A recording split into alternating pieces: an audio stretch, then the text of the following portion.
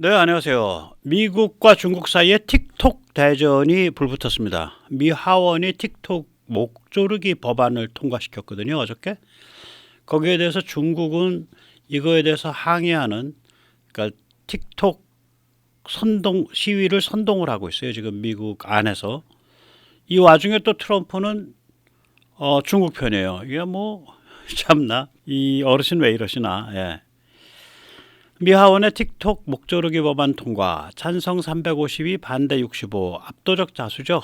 예, 3월 13일입니다. 그러니까 이거는 공화당 의원들도 다 찬성했다는 얘기예요. 그런데 주목할 거는 3월 11일 날 트럼프가 여기 이 법안을 거부해라라는 시그널을 보냈는데도 찬성을 한 거예요. 그러니까 조용한 반란이죠. 예, 트럼프에 대한. 이게 이제 그 미국인을 적대적 외국 통제 아래 있는 앱으로부터 보호하기 위한 법률, Protecting Americans from Foreign Adversary Controlled Applications Act라는 건데, 이 법에서 뭐라고 되어 있냐면 바이트댄스가 개발한 틱톡 및 글을 승계한 앱의 사용을 금지한다, 이렇게 되어 있습니다. 틱톡의 이제 그 주주 회사가 바이트댄스입니다. 지주 회사가. 그래서 틱톡이 이 법률에 의한 제재를 피하려면 이 바이트댄스가 가지고 있는 틱톡의 주식을 매각해야 됩니다. 바이트댄스와의 고리를 끊어야 돼요. 그러니까 바이트댄스가 틱톡을 바깥으로 매각을 해야 된다는 얘기예요. 말이 안 되죠. 그렇게 될 리가 없죠. 예, 이 사정을 좀 살펴보기 전에 먼저 세뇌 탈출 자유구독료 부탁 말씀 좀 올립니다. 아시다시피 세뇌 탈출은 광고가 잘 붙지 않습니다. 네, 붙더라도 천천히 붙는 경향이 있습니다. 도와주시면 보다 좋은 컨텐츠로 찾아뵙는데 커다란 힘이 되겠습니다. 감사합니다. 그럼 이런 일이 그동안 어떻게 이제 진행되어 온 거냐? 예, 미국 안에서 이제 틱톡을 어떻게 보고 있냐면 틱톡의 모회사인 바이트댄스가 미국 사용자 정보를 빼내서 중국 정부에 제공하고 있다. 그 다음에 바이트댄스가 틱톡을 통해 중국의 관점을 유포시키고 있다. 예, 이런 그 의심과 의혹이 계속 제기돼 왔었죠. 그래서 여기에 대해서 이제 틱톡의 입장은 뭐냐면 법제화된다 그래도 법 지킬 뜻 없다. 그러니까 우리는 뭐 미국에서 금지되면 금지되는 거다, 이렇게 지금 나가고 있고요. 3월 13일에 틱톡의 성명이 상당히 강성입니다. 비밀리에 느닷없이 법률안이 하원을 통과했다. 중국 금지한다. 그런 명분을 거니까 통과된 것이다. 상원은 보다 냉철하게 사실관계를 확인하고 유권자의 목소리를 듣고 틱톡 금지가 경제에 끼칠 영향을 실감하기 희망한다. 700만 미국 중소상공업소와 1억 7천만 미국인이 틱톡을 사용하고 있다. 뭐 이렇게 아주 세게 나갔습니다.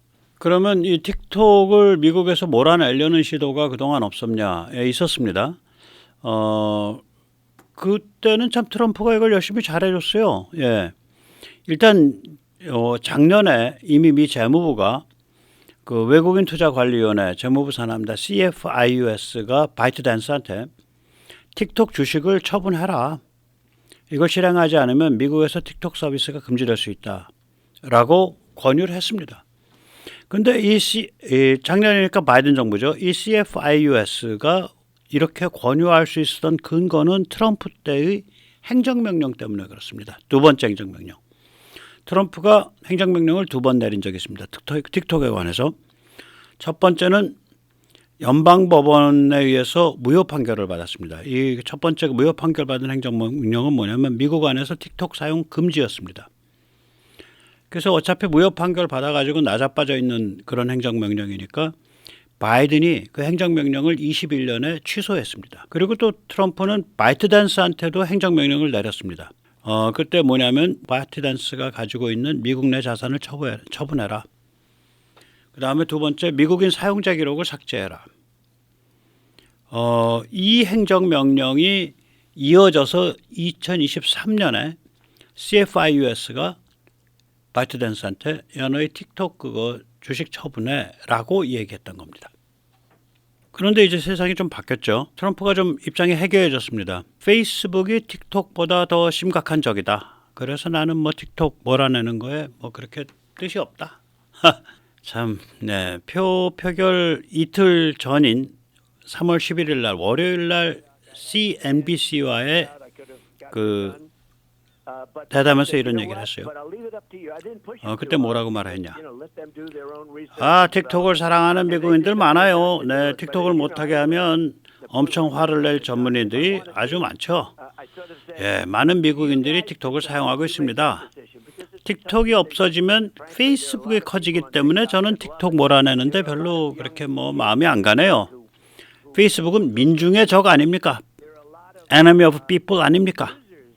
페이스북뿐만은 아니죠, 하기야. 예, 메인스트림 미디어 대부분도 다 민중의 적이죠. 이런 얘기를 했어요.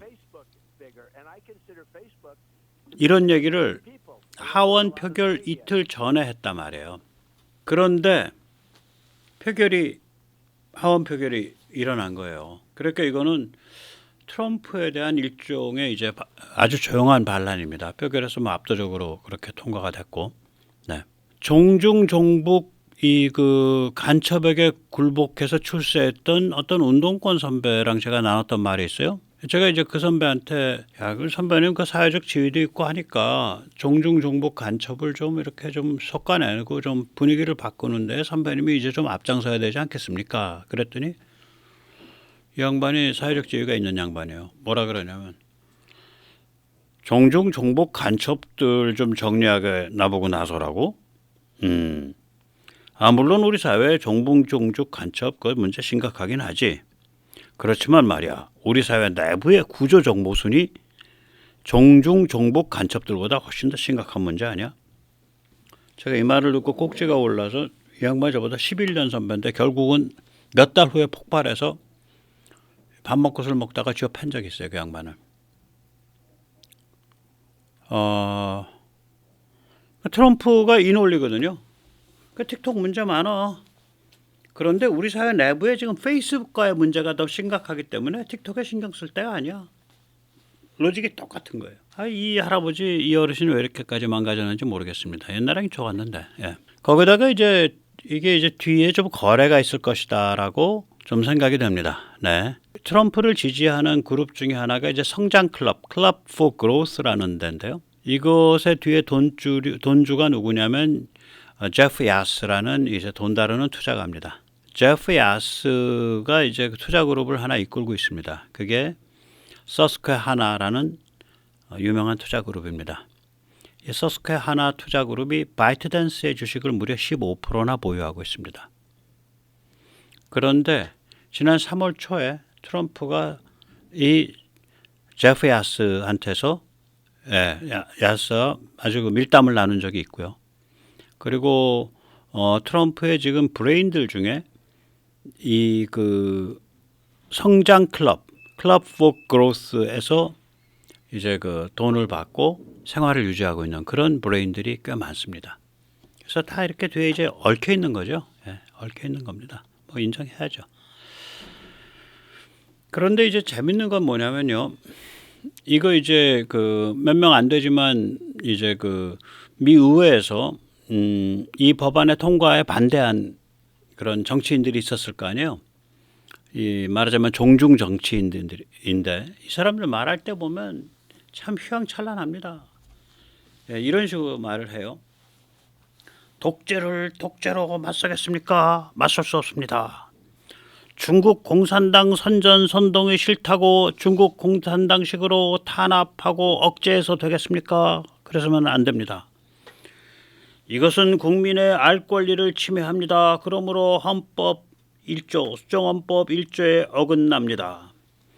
정보 취득을 어떻게 할 것이냐, 무슨 정보를 취득할 것이냐 이런 문제에 대해서 정부가 개입해서는 안 됩니다. 정부가 어떤 어플은 사용해도 되고 어떤 어플은 사용할 수 없다 이런 거를 시시콜콜하게 정해서는 안 됩니다. 대통령에게 그런 권한이 부여돼서는 안 됩니다.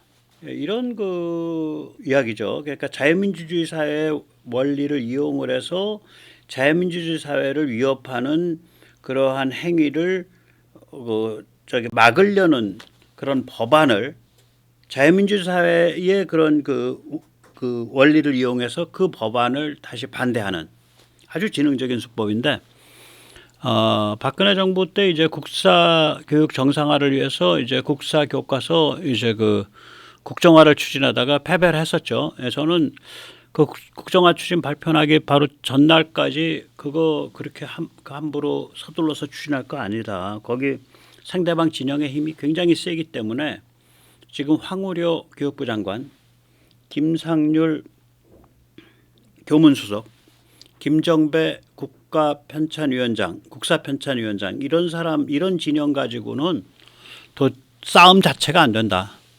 근데 이제 싸움이 붙으니까 그때는 뭐 등 뒤에 칼 꽂을 수가 없는 거잖아요. 그래서 최일선에 나서서 싸워서 뭐 잘 싸워가지고 100번 토론해서 네이버 실검 3위도 가고 그랬어요. 그 백토 대첩이라고 불리는 사건도 있었고. 그랬더니 이제 YTN에서 불러서 했는데 YTN은 원래 이 얘기 하려고 한 게 아니에요. 다른 걸로 불러놓고 느닷없이 이 얘기로 몰고 가더라고. 근데 상대방이 누구였냐면 박용진이었어요. 나 그때 이 친구 참 머리 잘 논다. 요번에 어떻게 저기 공천 받으셨나 몰라. 참 훌륭하게 머리를 돌리시는 분인데 그때 딱 이런 논리예요.